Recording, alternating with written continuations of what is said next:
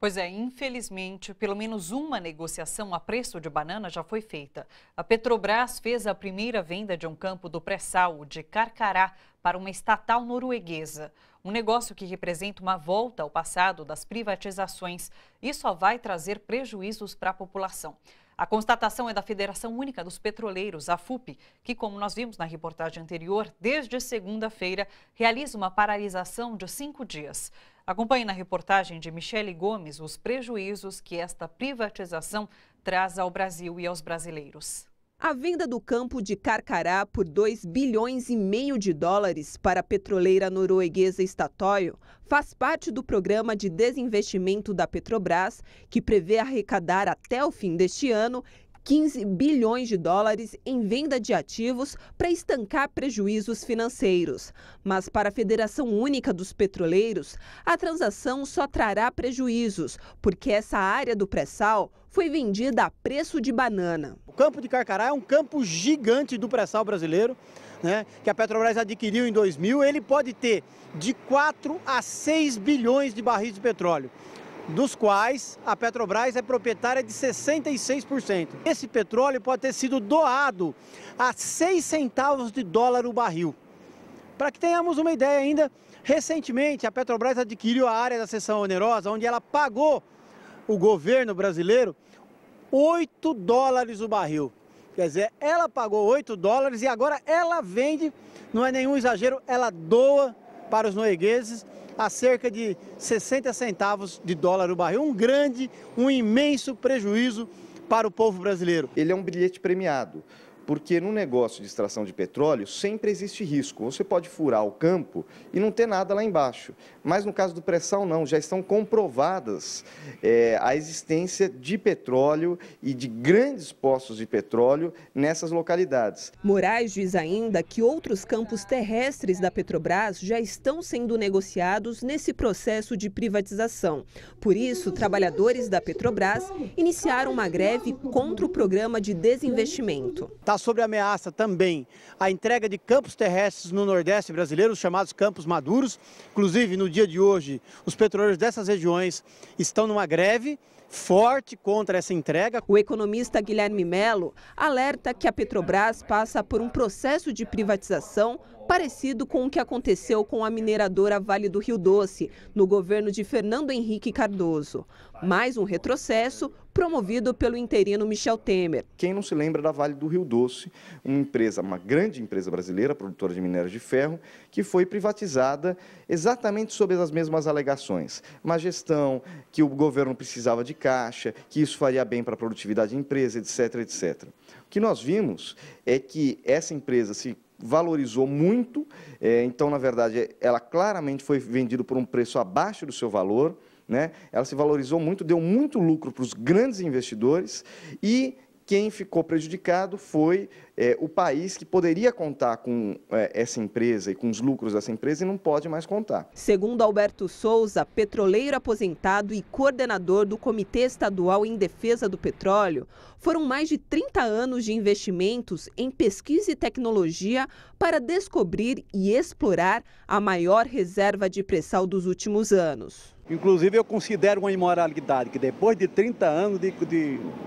gastos feitos pela nossa estatal, com o dinheiro do nosso povo, que hoje essa riqueza esteja sendo doada ao capital internacional. É preciso que o povo brasileiro se mobilize para paralisarmos essa agenda de entrega. Na verdade, eles querem voltar ao Brasil há 70 anos atrás, quando querem liquidar a CLT e entregar o patrimônio público.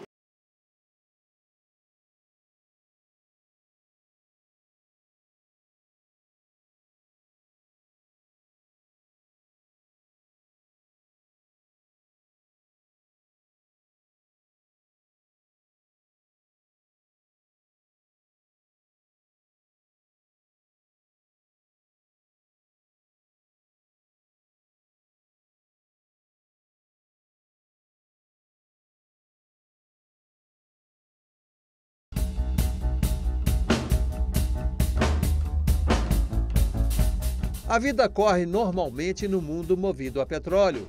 Usufruímos dele em mais de 3.000 produtos, além dos conhecidos combustíveis, querosene nos aviões. óleo diesel nas locomotivas, ônibus e caminhões, gasolina nos automóveis, óleo combustível e gás nas termoelétricas, geradoras de energia para nossas casas, comércio e indústria. No Brasil, a Petrobras, a maior empresa da América Latina, nos supre em relação a todos os derivados de petróleo.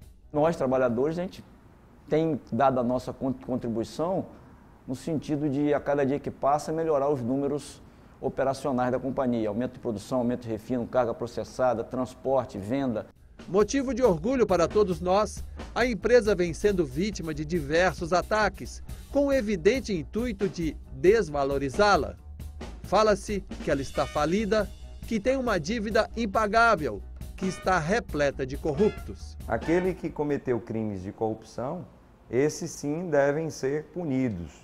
Não somente punidos com a prisão, mas também devem devolver os recursos que foram aí sangrados da administração pública. O petroleiro tem orgulho de usar o seu uniforme de trabalho, né, e mostrar que dentro da companhia não existe essa corrupção. Há algo que a grande mídia não enaltece. A Petrobras vem produzindo mais do que nunca. Depois da descoberta do pré-sal, ela passou a ter uma reserva de petróleo superior à de muitos países reconhecidos mundialmente como grandes produtores. Iraque, Kuwait, Rússia são alguns exemplos. A UERJ, a Universidade Estadual do Rio de Janeiro, ela atestou a existência de 170 bilhões de barris no pré-sal brasileiro. Para se ter uma ideia, a reserva do Irã, quarto colocado mundial, é de 157 bilhões de barris. O Canadá, em terceiro lugar, possui reservas estimadas em 173 bilhões de barris. Mas vamos pôr os pés no chão e falar sobre o petróleo, com o qual já podemos contar. O Brasil hoje tem, em termos de chamadas reservas provadas, que são reservas economicamente viáveis, que você tem condições de produzir e que tem condições e já tem equipamentos instalados, tem cerca de 16 bilhões de barris. Quando você fala do pré-sal, você fala em recursos que não são reservas ainda, mas você sabe que existem, mas que não são reservas porque você não instalou ainda a capacidade de produção nesses locais. O economista e professor universitário Sérgio Gabrielli foi o presidente da Petrobras entre 2005 e 2012. Foi na gestão dele que o petróleo do pré-sal foi encontrado a 7 quilômetros de profundidade. Na década de 1990, o governo de Fernando Henrique Cardoso privatizou grande parte da empresa e negligenciou o investimento em tecnologia. Em 1998, o governo de Fernando Henrique Cardoso acaba com o monopólio estatal de petróleo. A política para a empresa, naquela época, era uma política de que a empresa deveria se focar naquelas áreas de produção de petróleo que mais tinham condições de crescer, que naquela época eram os grandes campos gigantes descobertos, ainda no tempo do monopólio, na bacia de Campos. E naquele momento era um momento de privatização geral do país. Então a Petrobras foi proibida e foi obrigada a sair da petroquímica, a Petroquisa foi desconstruída nesse período.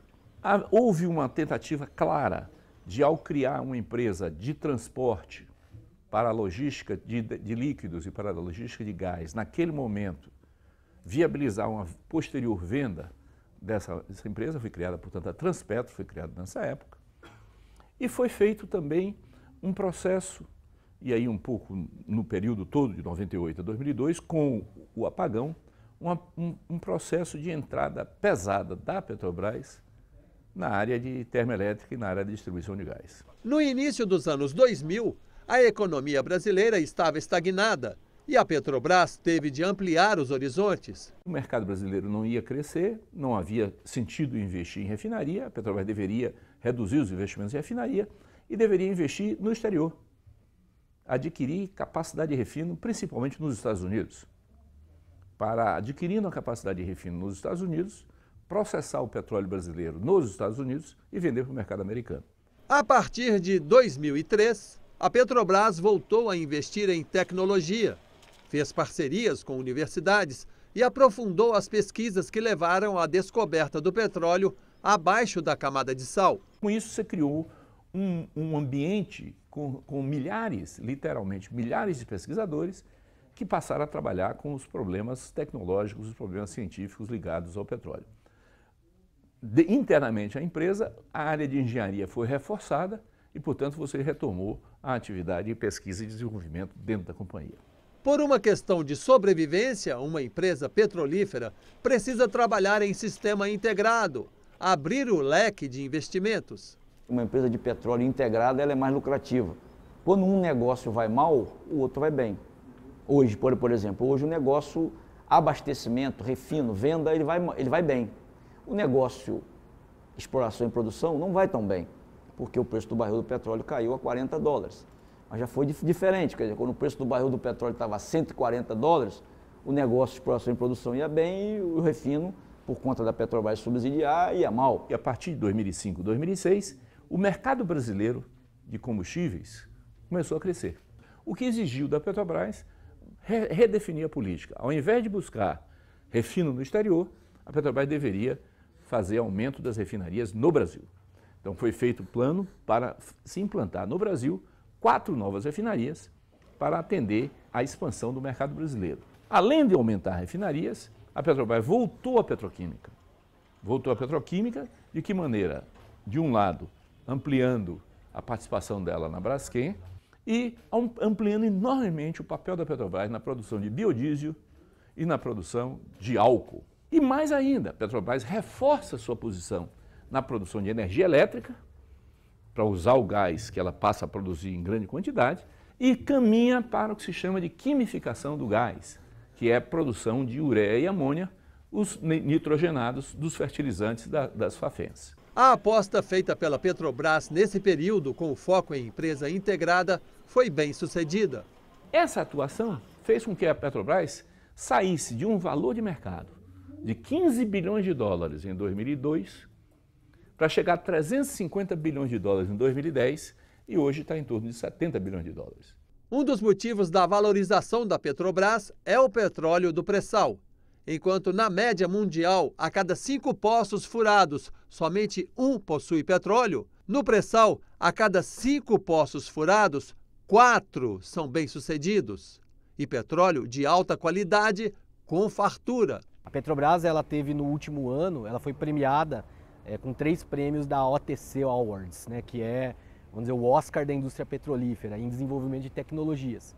Então isso está forçando a Petrobras, né, o pré-sal está forçando a Petrobras a um desenvolvimento de tecnologias muito grande. Imagina uma empresa que consegue tirar petróleo de uma profundidade de 7 quilômetros, 7 mil metros. Extrai esse petróleo a $8 o barril. Você, em cima desses $8 o barril, você tem que colocar aí mais 6 ou 7 dólares de impostos e participações governamentais, aí você vai para 15, 16 dólares. E aí, em cima disso, você vai colocar mais 5 ou 6 dólares de outros custos. Então, você tem um custo total de extração do petróleo do pré-sal hoje em torno de 22, 23 dólares o barril. No mundo movido a petróleo, existe uma enorme competição internacional em busca de cada gota. O desenvolvimento dos países depende do acesso ao petróleo, mas são poucos aqueles que têm a sorte de contar com uma empresa competente como a Petrobras e com uma reserva inestimável de petróleo, como o nosso pré-sal. Os países desenvolvidos são os que mais precisam do ouro negro e usam de todo tipo de influência para conquistá-lo. Esses países não têm petróleo, então eles estão numa insegurança energética muito grande. Por exemplo, os Estados Unidos tem 30 bilhões de barris e consome 10 por ano. Consome 1/3 da sua reserva por ano. O Japão não tem nada, a Coreia nada, a Europa como um todo, muito pouco. Os países desenvolvidos estão numa situação dramática por não terem a reserva do melhor energético, do causador do desenvolvimento deles. Toda a campanha que existe em relação à Petrobras é a campanha de desacreditá-la para fazer com que a opinião pública considere que a empresa é inviável e que, por isso, deve vender-se ao capital estrangeiro a meia dúzia de petrolíferas privadas que não têm reservas. Hoje em dia já não é mais segredo a influência americana nos rumos de diversas nações.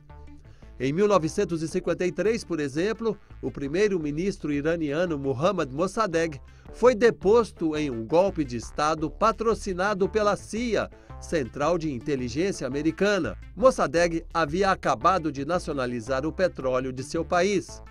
Quem assumiu o poder foi o ditador Shah Reza Pahlavi, que recolocou o petróleo nas mãos de multinacionais. Esse fato, entre outros, é apresentado no documentário Assassino Econômico, facilmente encontrado no YouTube. Nele, um assassino econômico arrependido, John Perkins, também autor do livro Confissões de um Assassino Econômico, que trabalhou na Agência de Segurança Nacional Americana, relata como os Estados Unidos destruíram economias, assassinaram presidentes em defesa das grandes corporações, entre elas as mesmas que têm interesse na Petrobras e na reserva do pré-sal.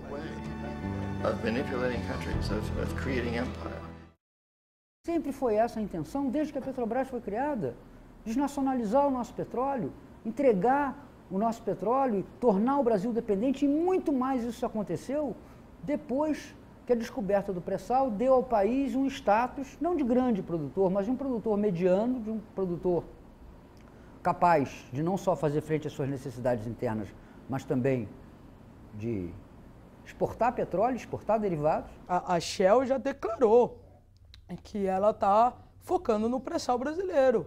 Ela tá vendendo ativos fora para conseguir comprar aqui. Agora, sim, você tem uma questão do mundo que foi estatizando mais as reservas de petróleo. Então, as empresas privadas estão sem ter muito para onde crescer. O exagero da cobertura da Lava Jato pela grande imprensa deixa a impressão de que os corruptos levaram todo o caixa da empresa. 6,2 bilhões, para ser preciso, o prejuízo causado pela corrupção à Petrobras. 6,2 bilhões, nada, perto do faturamento da Petrobras, é nada. A sociedade espera uma punição exemplar dentro da lei aos que fraudaram a confiança do povo brasileiro na direção da companhia. Mas isso não é motivo para inviabilizar a empresa. Além de comprometer a reputação da Petrobras, as decisões da Justiça em relação à Operação Lava Jato paralisaram diversas obras, não somente aquelas relacionadas à indústria do petróleo. Aliás, só na cadeia do petróleo foram mais de 170 mil demissões. A luta contra a corrupção ela é uma luta que deve ser feita, mas não pode ser transformada no centro da ação política do país. Ela, portanto, deveria ser tratada de forma profunda, investigativa e policial, não é um problema de política. No caso do Lava Jato, você teve uma ameaça grave sobre as empresas, que se desmontou o setor produtor da engenharia brasileira, se desmontou o setor, um dos setores mais dinâmicos que se tinha no Brasil na Constituição brasileira. A empresa em si, que é um CNPJ e que gera emprego, gera renda para o país, desenvolve pesquisa, tecnologia para o Brasil, essas empresas não poderiam ser prejudicadas, porque quem é prejudicado de fato é o trabalhador que vende a sua força de trabalho a essas empresas. Quem rouba é o empresário, é o político, só que é a pessoa, não é a empresa. Quando você paralisa uma obra desse tamanho, você está colocando o Brasil para comprar de volta, continuar importando gasolina, em vez de ter uma autonomia, ter uma soberania nacional energética, você está colocando um monte de pessoa na rua. Todos os computadores pessoais e todos os telefones dos gerentes de primeira linha da Petrobras foram copiados inteiramente, espelhados, e estão hoje na mão de escritórios americanos. Todos. Evidentemente que você tem ali elementos estratégicos que estão acumulados. Informações estratégicas estão acumuladas. O que é que vai ser feito dessa informação? Ninguém sabe, mas o fato é que isso aconteceu. Não há possibilidade da Petrobras dar errado. Agora, há possibilidade da Petrobras deixar completamente de ser brasileiro. Uma das maneiras de destruir um país é abrir mão de suas riquezas.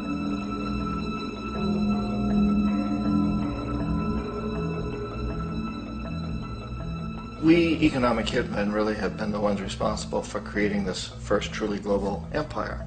And we work many different ways.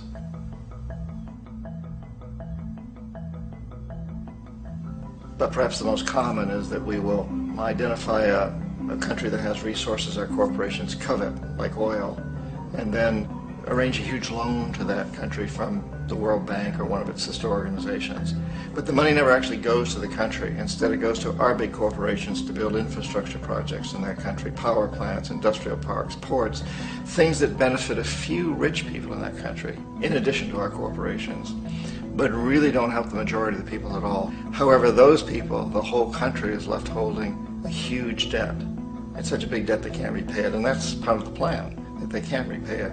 And so at some point, we economic hitmen go back to them and say, listen, you owe us a lot of money, can't pay your debt, so sell your oil real cheap to our oil companies. Allow us to build a military base in your country, or send troops in support of ours to someplace in the world like Iraq, or vote with us on the next UN vote.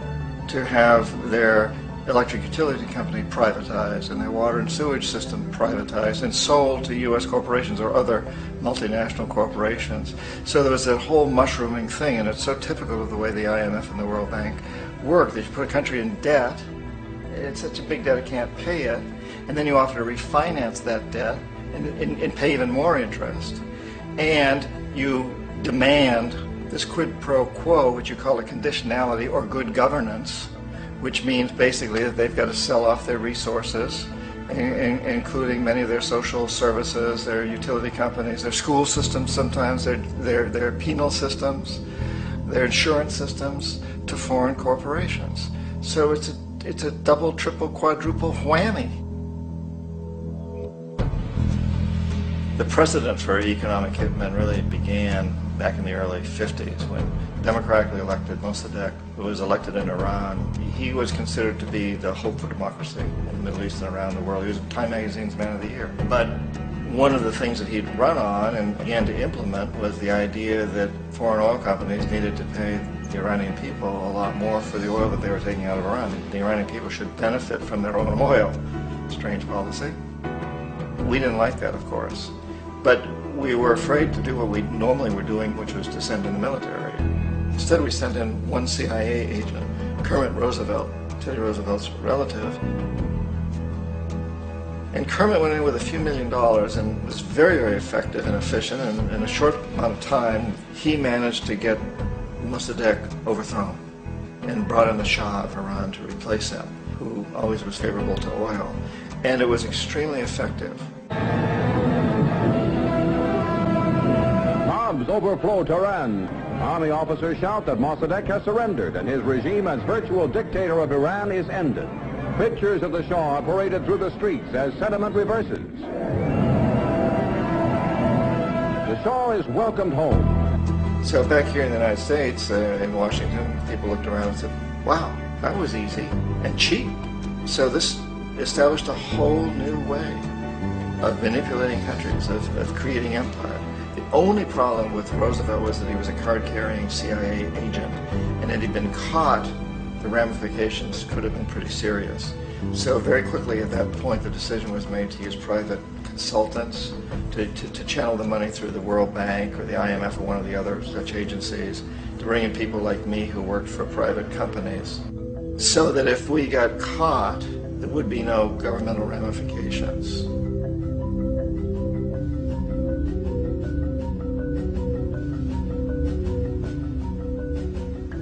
When Arbenz became president of Guatemala, the country was very much under the thumbs of United Fruit Company, the big international corporations. And Arbenz ran on this ticket that says, you know, we want to get the land back to the people. And once he took power, he was implementing policies that would do exactly that, give land rights back to the people. United Fruit didn't like that very much. And so they hired a public relations firm, launched a huge campaign in the United States to convince the United States people, the citizens of the United States, and the press of the United States, and the Congress of the United States, that Arbenz was a Soviet puppet, and that if we allowed him to stay in power, the Soviets would have a foothold in this hemisphere, and that at that point in time was a huge fear on everybody's mind, the Red Terror, the Communist Terror. And so, to make a long story short, out of this public relations campaign came a commitment on the part of the CIA and the military to take this man out. And in fact, we did. We sent in planes, we sent in soldiers, we sent in jackals, we sent everything in to take him out, and did take him out. And as soon as he was removed from office, the new guy that took over after him basically reinstated everything to the big international corporations, including United Fruit.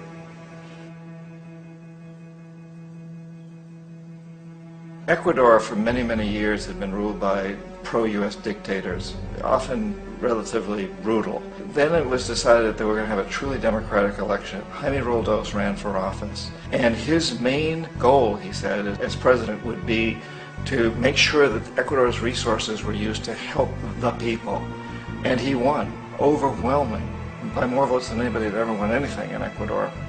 And he began to implement these policies to make sure that the profits from oil went to help the people. Well, we didn't like that in the United States. I was sent down as one of several economic hitmen to change Roldos, to corrupt him, to bring him around, to let him know, okay, you can get very rich, you and your family, if you play our game, but if you continue to try to keep these policies you've promised, you're going to go. He wouldn't listen. He was assassinated. As soon as the plane crashed, the whole area was cordoned off. The only people allowed in were U.S. military from a nearby base and some of the Ecuadorian military. When an investigation was launched, two of the key witnesses died in car accidents before they had a chance to testify. A lot of very, very strange things that went on around the assassination of Jaime Roldos.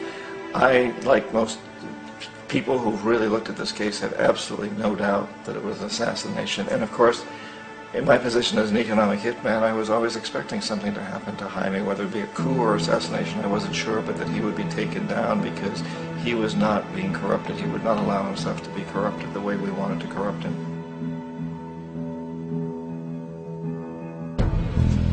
Omar Torrijos, president of Panama, was, one of my favorite people. I really, really liked him. He was very charismatic. He was a guy who really wanted to help his country. And when I tried to bribe him or corrupt him, he said, look, John, he called me Juanito. He said, look, Juanito, I don't need the money. What I really need is for my country to be treated fairly. I need for the United States to repay the debts that you owe my people for all the destruction you've done here. I need to be in a position where I can help other Latin American countries win their independence and be free of this terrible presence from the north that you people are exploiting us so badly. I need to have the Panama Canal back in the hands of the Panamanian people. That's what I want. And so, leave me alone. Don't try to bribe me. It was 1981, and in May, Jaime Roldos was assassinated. And Omar was very aware of this. Torrijos got his family together and he said, I'm probably next, but it's okay because I've done what I came here to do. I've renegotiated the canal. The canal will now be in our hands. He just finished negotiating the treaty with Jimmy Carter. In June of that same year, just a couple of months later, he also went down in an airplane crash, which there's no question was executed by CIA-sponsored jackals. Tremendous amount of evidence that one of Torrijos' security guards handed him at the last moment as he was getting on the plane a tape recorder, a small tape recorder that contained a bomb.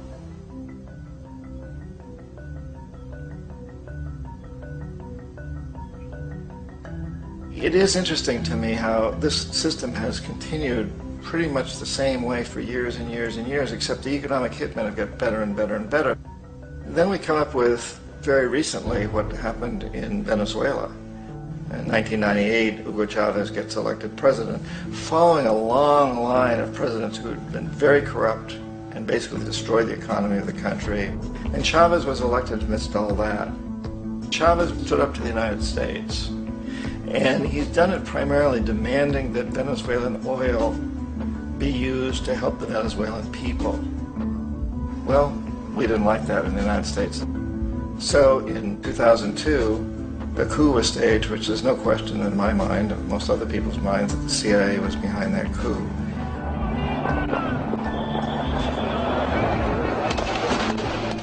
The way that that coup was fomented was very reflective of what Kermit Roosevelt had done in Iran, of paying people to go out into the streets, to riot, to protest, to say this Chavez is very unpopular.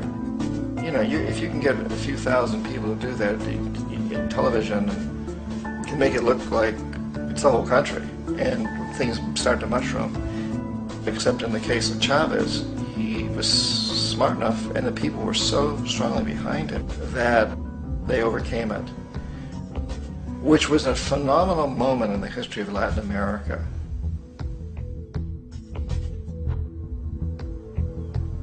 Iraq actually is a perfect example of the way the whole system works. So we economic hitmen are the first line of defense. We go in, we try to corrupt governments and get them to accept these huge loans, which we then use as leverage to basically own them.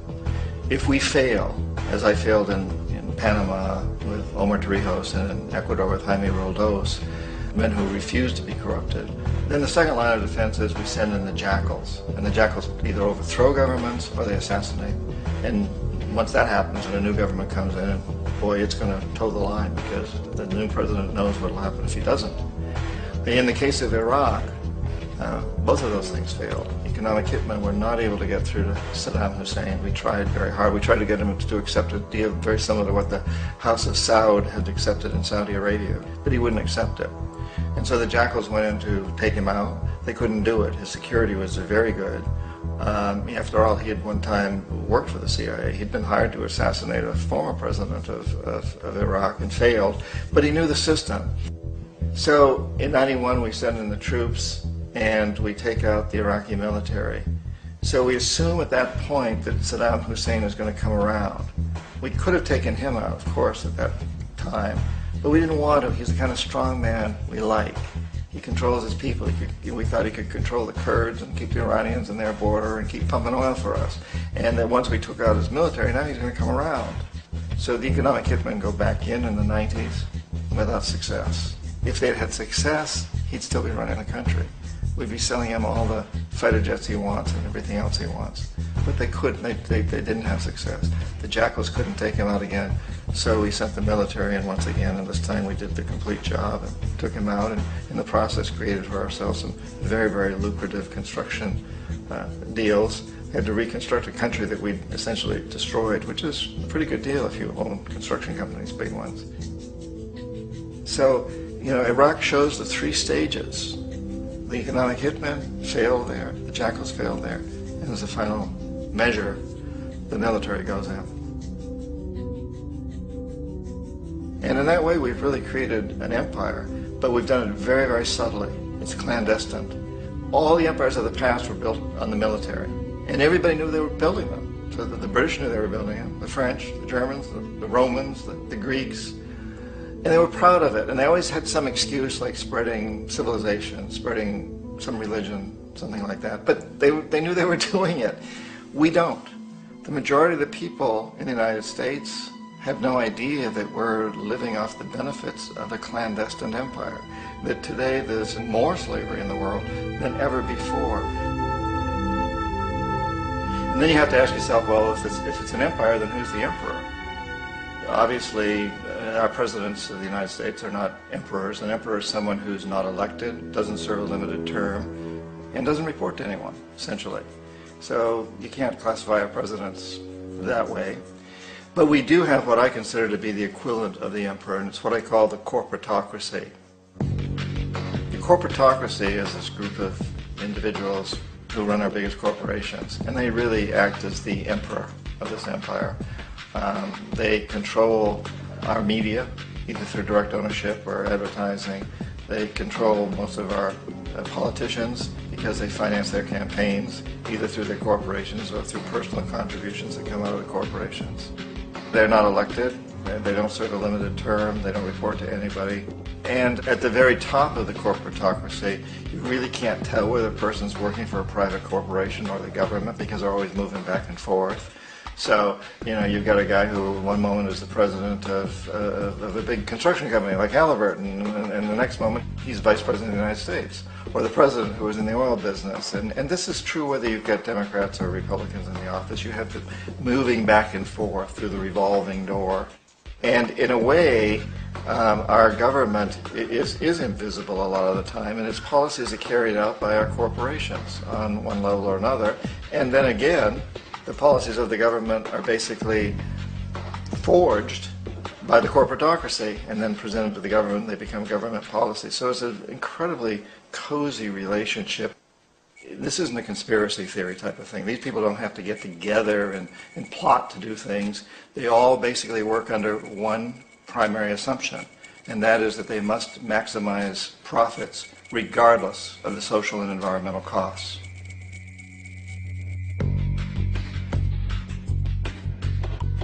This process of manipulation by the corporatocracy through the use of debt, bribery, and political overthrow is called globalization.